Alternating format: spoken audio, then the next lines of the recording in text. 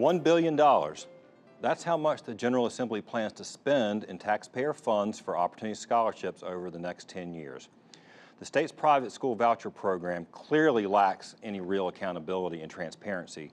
You heard the researchers from NC State. They had to rely on the state's top voucher lobbying and advocacy group, Parents for Educational Freedom, to gain access to the schools they studied.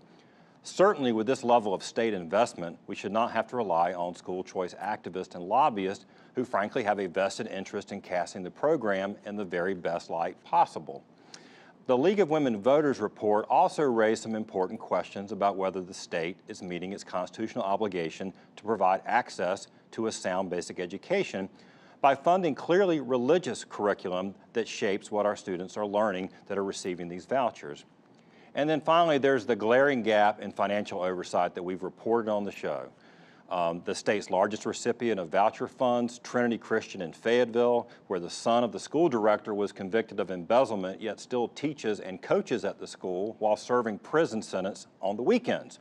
And just last week, the headmaster of another voucher school surrendered to authorities in Rutherford County, charged with embezzling more than $100,000. None of this has spurred a single action by the General Assembly toward more accountability and transparency. Why not? The only standard that seems to matter to lawmakers is that these schools are not public schools. The General Assembly owes it to the taxpayers to understand what $1 billion is buying and who is benefiting from it, because in the end, it's supposed to be our students. That's it for this week's show. Next week, we're going to look at some more of the happenings in the General Assembly. Thanks for watching, and we'll see you next week.